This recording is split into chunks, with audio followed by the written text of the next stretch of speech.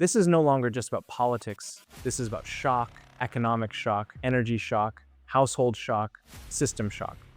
Fuel prices rising, markets shaking, oil routes under pressure. The public is reacting emotionally, governments are reacting structurally, so what looks like silence may actually be survival. Not calm, not comfort, survival. And that is a brutal difference. So maybe the real mystery is not the protest. Maybe the real mystery is this. Millions marched. One message: no kings. Most people saw a protest, another anti-Trump rally, another angry crowd, another headline. But what if that's not the real story? What if that was only the surface? What if this is only the outer shell and something far more dangerous is moving underneath it?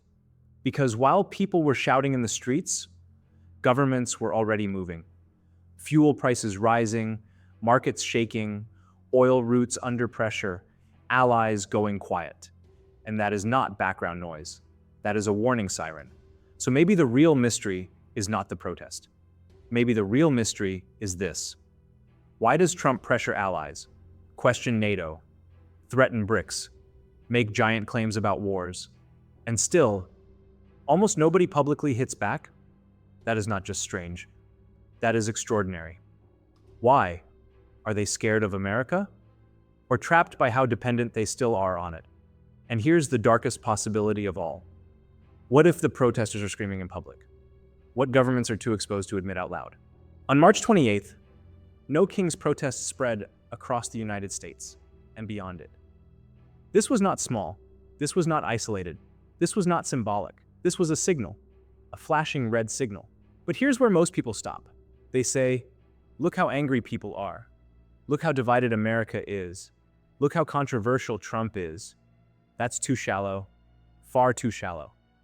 Because what if No Kings was not just anti-Trump? What if it was a warning flare?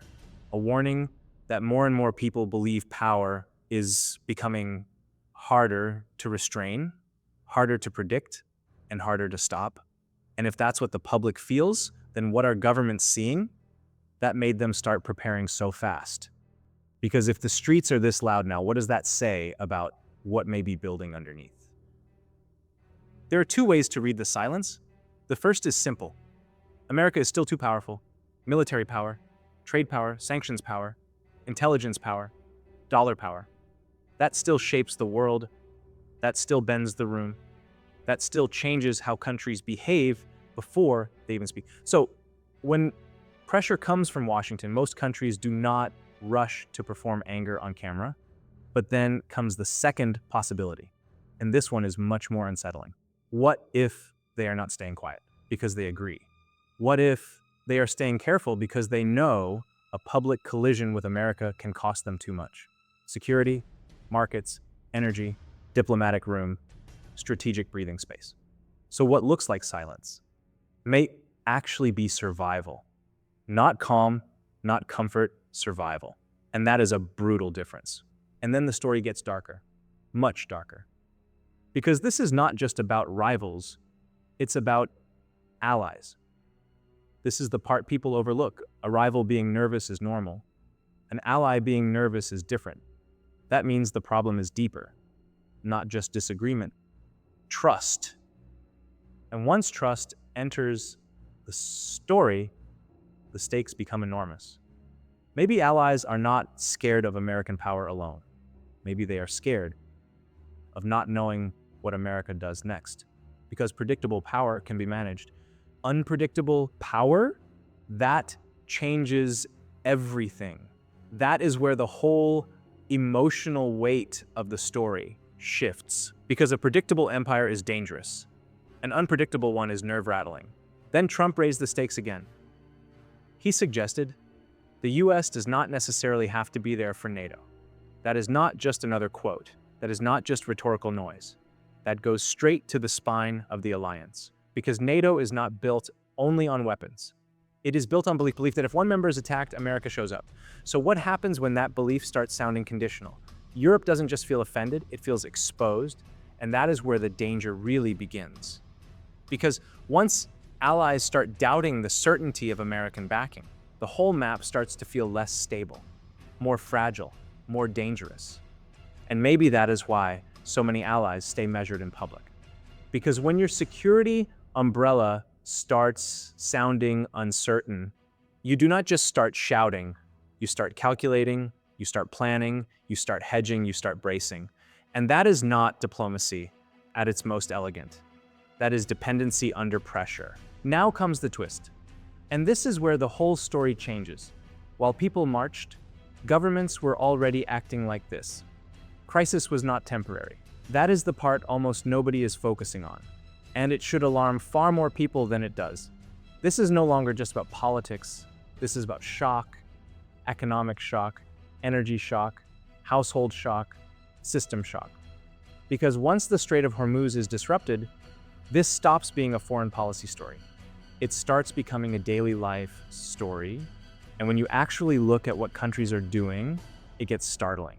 India securing crude supplies, China leaning on stockpiles, Ireland cutting fuel taxes, parts of Australia making public transport free, Egypt dimming lights and cutting fuel use, Sri Lanka rationing fuel, Slovenia rationing fuel, South Sudan rationing electricity.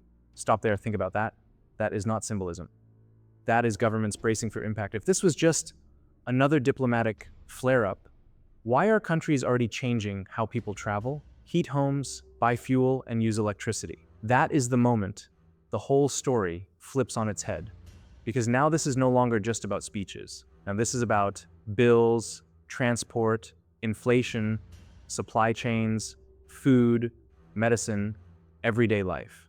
The public is reacting emotionally, governments are reacting structurally, and that should scare people much more than a slogan. Because this is not just political theater anymore. This is a live stress test of how much shock the world can absorb. Now look at the major powers, because this is where the mask starts to come off. The UK stays close but careful. Europe looks uneasy but dependent. China is not a nervous ally. China is the long-term rival. Japan is huge economically, but still tied deeply into US security. And then comes India. This is where the script flips again. Trump said he helped mediate the India-Pakistan ceasefire. India rejected that version directly. That matters enormously because it destroys the lazy idea that everyone is simply too scared to correct him. No. Some countries do push back, but they do it carefully, strategically, selectively. So the pattern is not obedience, it is hedging. That is a much darker pattern because hedging means people are not relaxed. They are calculating, watching, measuring risk, trying to stay close enough to survive without getting dragged too far in. Because not every country reacted like India. Some did something else entirely. They helped build Trump's image as the man who stops wars. That is where the story starts to feel almost surreal. One side says, that's not what happened. Another side says, give him the credit, possibly even the prize. That is a breathtaking contrast. That is geopolitical whiplash. And now the question becomes much bigger. Who is helping sell the image of Trump the peacemaker? And why? Because in geopolitics, praise is not always admiration. Sometimes praise is strategy, sometimes praise is access, sometimes praise is insurance, sometimes praise is survival. And here is the deeply uncomfortable possibility. What if some governments are not validating the story because they believe it, but because they need the storyteller? That possibility changes everything because now we are no longer asking only who is scared. We are asking who benefits from helping the image grow, who gains by rewarding the myth, who stays close by saying yes. And once you see that pattern, you cannot unsee it. But then the story flips again, because not everyone is applauding. Some countries reject the claim. Some ask for clarity, some hedge and wait, some keep their distance. That means the world is not moving in one direction. It is splitting into different survival strategies. Some validate, some resist, some demand proof, some stay quiet and brace for impact. And that is exactly what makes this story so dangerous. This is not one global reaction. It is a map of unequal dependency. Who can say no? Who stays quiet? Who gains by saying yes? That is the real map, and it is far more revealing than any official speech. Now, we get to one of the most uncomfortable questions in the whole story.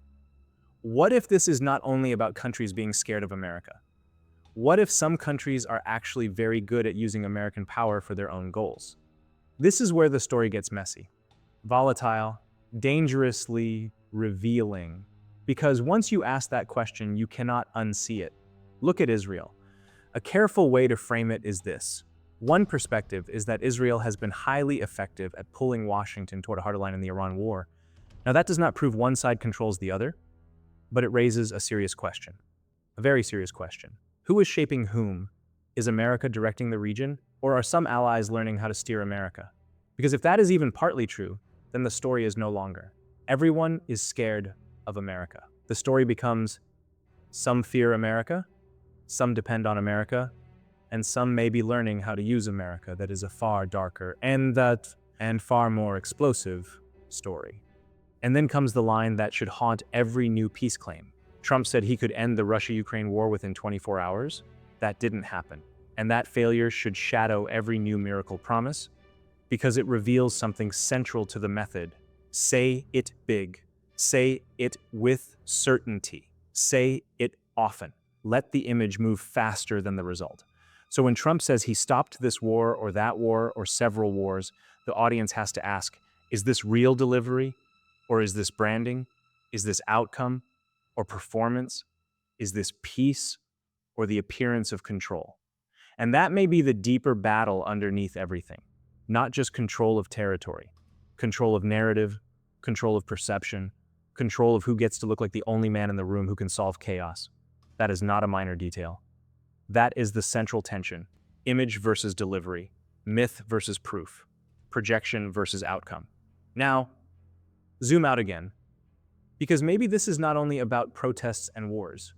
Maybe it is also about preserving the structure of American power itself. Trump threatened BRICS countries with massive tariffs if they moved against the dollar. That tells you something very clearly. Washington takes even the idea of a future challenge seriously, very seriously. Now let's stay balanced. The dollar still dominates. BRICS has not built a real replacement system, but maybe that is exactly the point. America does not even want the momentum of a rival system to grow.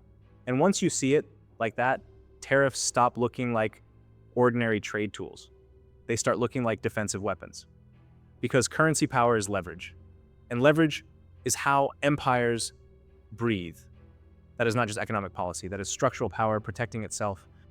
And now we arrive at the darkest possibility in the whole script. What if Trump did not invent this game?